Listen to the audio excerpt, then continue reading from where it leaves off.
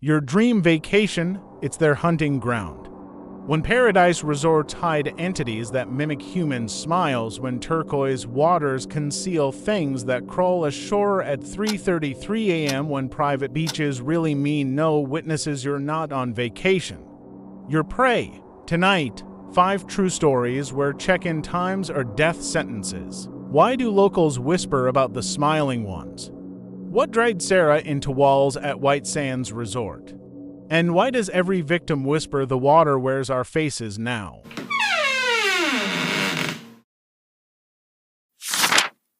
The smiling girls of Paradise Cove. We should have known something was wrong when the locals refused to go near Paradise Cove after dark. Our group of 6 had rented a beach house for spring break, lured by the cheap price and private stretch of sand. The realtor's hands shook when she handed over the keys. "Don't go in the water at night," she warned, avoiding our eyes. "And if you hear singing, run." We laughed it off. The first night, we built a bonfire on the beach, taking and joking as the waves crashed in the distance. That's when we heard it, soft, melodic humming drifting across the water. 3 figures stood just beyond the surf, their silhouettes backlit by the moon. They weren't swimming. They weren't moving at all, just staring. "Hey," Jake shouted, waving. "You guys want a party?" The humming stopped. Then, in perfect unison, the figures raised their arms. Too long, too thin, and beckoned. We bolted back to the house, locking every door and window. The next morning, Jake was gone. His bed was soaked with salt water, his phone left on the nightstand, still recording. The last video showed him walking toward the ocean at 3:33 a.m., whispering, "They're so pretty," before the screen filled with dark, swirling water. The police found nothing. No footprints leading into the waves. No sign of Jake at all. That night, the humming returned. This time, it came from right outside our bedroom windows.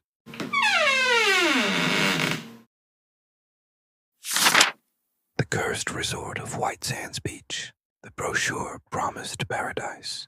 White Sands Resort boasted private bungalows, crystal clear waters, and 24-hour parties. What it didn't mention were the disappearances. The locals called it the drowning season. That time each spring when vacationers would vanish without a trace.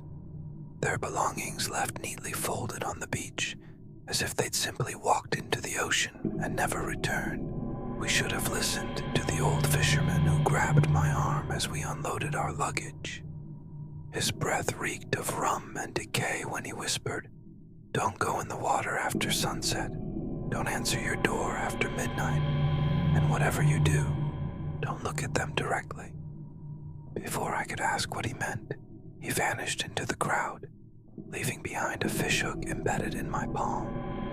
A crude warning I wouldn't understand until too late. The first night started normally enough. We eat margaritas by the pool, laughing as the sun dipped below the horizon. That's when Sarah pointed out the figures standing knee-deep in the surf. At first, we thought they were other guests, but something was wrong with how they stood. Too still, their postures oddly rigid, their faces turned toward us despite the growing darkness. "Hey," Mark called, waving his apple. "Join the party." The figures didn't respond, didn't move, just kept staring. Then the humming started. It wasn't coming from the beach. It was coming from inside our bungalow. We found the first note tucked into the bathroom mirror that night, written on resort stationery in shaky handwriting. "They watch through the mirrors. Don't let them see you sleeping." Beneath it, someone had drawn a crude eye with too many lashes. The ink smelled faintly of copper.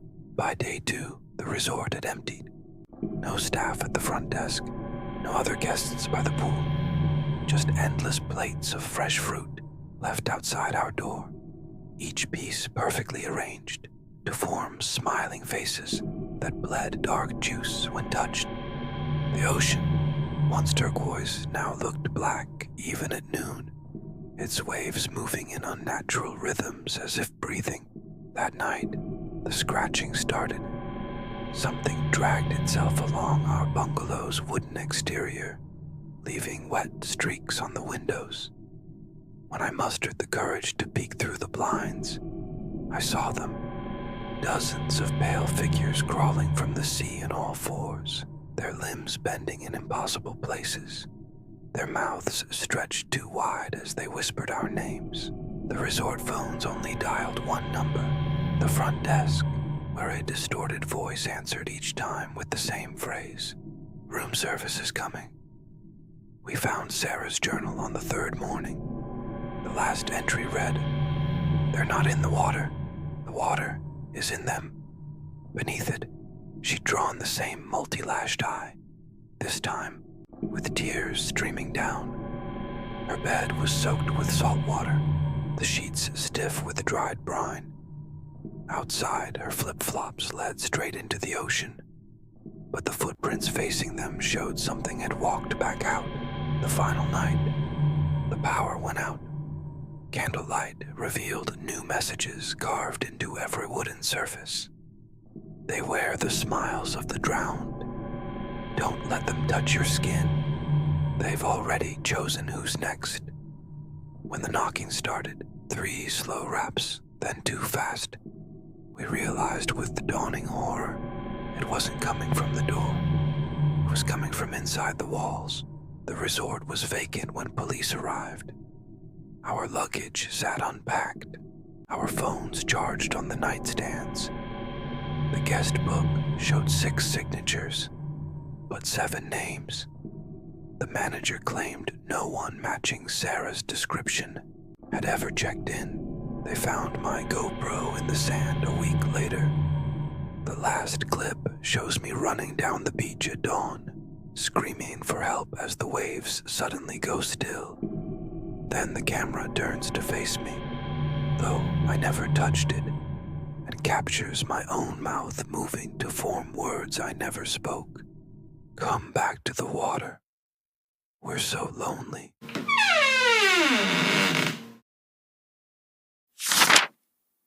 The vanishing guests of Paradise Palms Resort.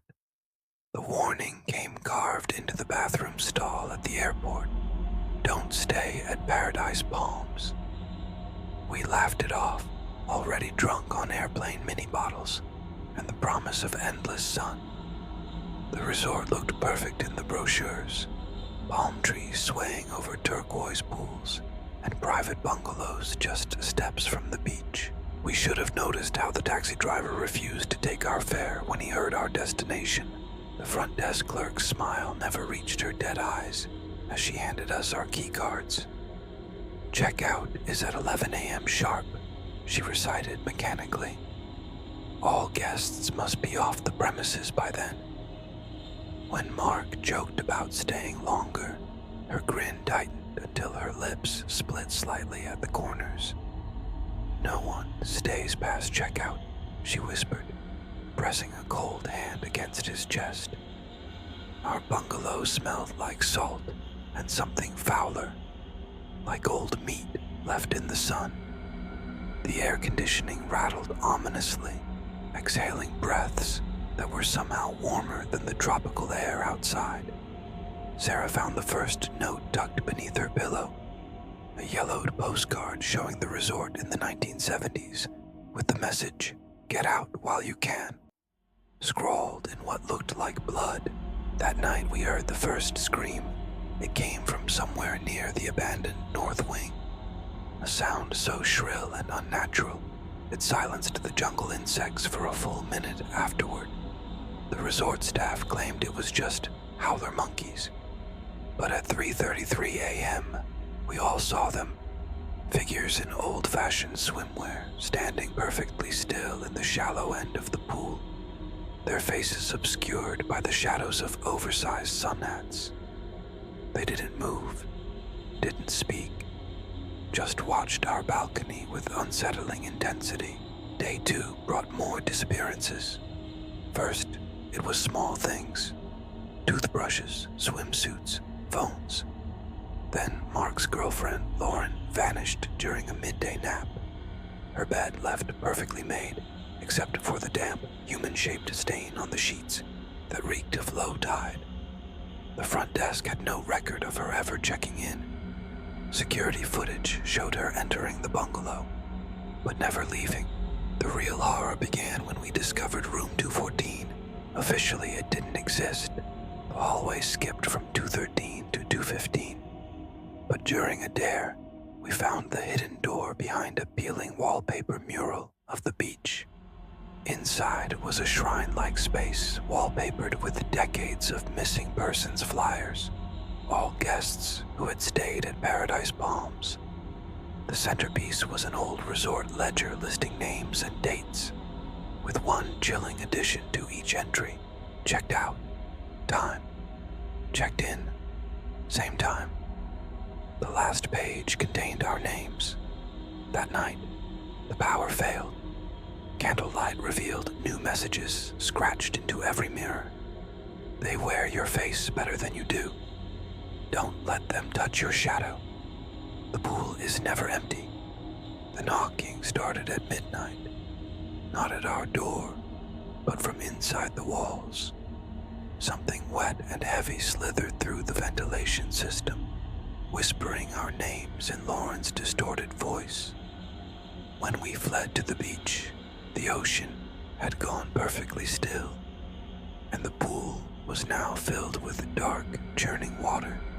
Despite the drought, the figures were waiting for us there, no longer standing still. They moved with jerky, marionette-like motions, dozens of them emerging from every shadow.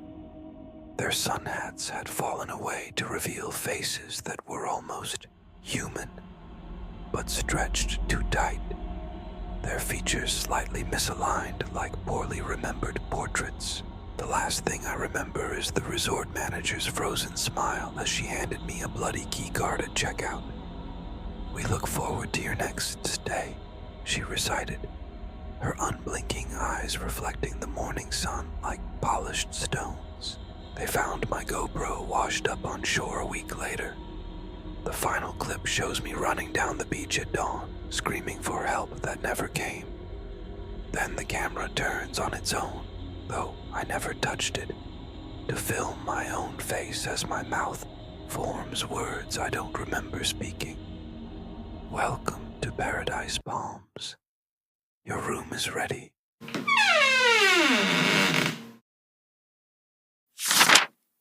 The cursed sands of Devil's Cove. The cove was supposed to be our secret paradise, hidden from tourist maps and accessible only by a treacherous dirt road. Devil's Cove promised crystal waters and pristine sand untouched by resorts. The old gas station attendant had warned us with yellowed teeth and breath, like rotting fish. Ain't no good comes from them sands after dark. But we just laughed and cranked up the radio louder. We should have noticed how the seagulls avoided this stretch of coast. The first night passed in a blur of talking and laughter, our bonfire casting monstrous shadows against the cliffs. Around 2 a.m., Sarah screamed. She'd seen something moving in the water. At first we thought it was just a trick of the firelight, but then we all saw them. Pale figures standing motionless just beyond the surf line, their elongated shadows stretching toward us despite the moon being behind them. "Probably just locals fucking with us," Mark said, throwing an empty bottle that shattered near the figure's feet. They didn't flinch, didn't move, just kept staring with those dark, unblinking eyes that reflected the firelight all wrong. That's when the whispering started. Not from the figures, from inside our tents. We woke the next morning to find our campsite rearranged. Chairs were stacked in unnatural pyramids. coolers were emptied, their contents arranged in spiral patterns leading toward the water, and scattered among the seashells along the shore, dozens of human molars, still slick with something dark and sticky. That afternoon, while swimming, Jake cut his foot on something beneath the waves. He emerged holding a rusted locket containing a photo of a smiling girl from the 1970s, her face scratched out, the inscription reading "Last spring break forever." The wound on his foot wouldn't stop bleeding, the blood mixing with the salt water to form strange branching patterns in the sand before being pulled back into the ocean. Night 2 brought the dreams. We all had them. Visions of drowning in the cove while figures stood on shore, watching. I woke choking on salt water that hadn't been there when I fell asleep. Mark's tent had been slashed open from the inside, his sleeping bag soaked through with seawater. And Sarah, we found her phone recording a video of her sleepwalking into the waves at exactly 3:33 a.m. before something pale and long-fingered reached up from the depths to guide her under. The bonfire that night burned black. No matter how much wood we added, the flames remained dark as ink, their smoke curling against the wind to form shapes that looked almost human. The heat was wrong too, not warming us but drawing the warmth from our bodies instead. When we tried to extinguish it, the fire only grew taller, its embers forming the same strange symbol we'd found carved into the cliffs. By dawn, we all bore the mark, carved into our skin while we slept, some on our arms, others on their backs, was that same twisted spiral. The cuts didn't bleed, didn't hurt, just stared up at us like unwanted eyes. The salt water made them tingle, and we realized with dawning horror that the ocean was calling to them, calling to us. The final night, the tide vanished. One moment, the waves lapped at our feet. The next, the ocean had retreated nearly a mile out, leaving behind a barren wasteland of wet sand and writhing sea creatures. From the newly exposed seafloor came a sound like 1,000 voices whispering in unison. The bonfire roared suddenly, illuminating what lay in the trench. Rows upon rows of sun-bleached skeletons, all wearing tattered spring break t-shirts from different decades, all facing the shore as if waiting. Then the whispering became screaming. The figures from the water were coming, not just the few we'd seen before, but hundreds of them, crawling from the trench on limbs, too long and joints too numerous. Their mouths opened in unison, and the sound that came out wasn't human. It was the death rattle of the cove itself. We ran, some toward the cliffs, some toward the jeep. I made it to the tree line before turning back, just in time to see the tide return all at once. A wall of black water swallowing the beach whole. The last thing I saw was Sarah standing calmly in the surf, her skin bleached white, her smile stretching far too wide as the waves took her under. They found me 3 days later, wandering the highway covered in salt and sand. The police never located the others. The search teams claimed Devil's Cove didn't exist, that the coastline in that area was nothing but impassable cliffs. But sometimes, when the wind blows just right from the ocean, I can still hear them whispering. And on the anniversary every year, I wake to find my skin damp with salt water and my sheets strewn with black seaweed that smells like rotting flesh. Last week I received a postcard with no return address. It shows a stretch of beach I know too well.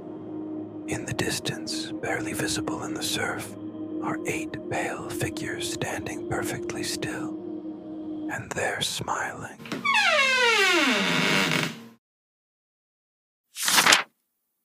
The cursed beach house of Blackwater Cove. We should have known something was wrong when the locals refused to make eye contact after hearing where we were staying. Our group of 6 had rented the beach house at Blackwater Cove for spring break, drawn by the suspiciously low price and the promise of complete privacy. The realtor, an old man with yellowed nails and a persistent cough, had hesitated before handing over the keys.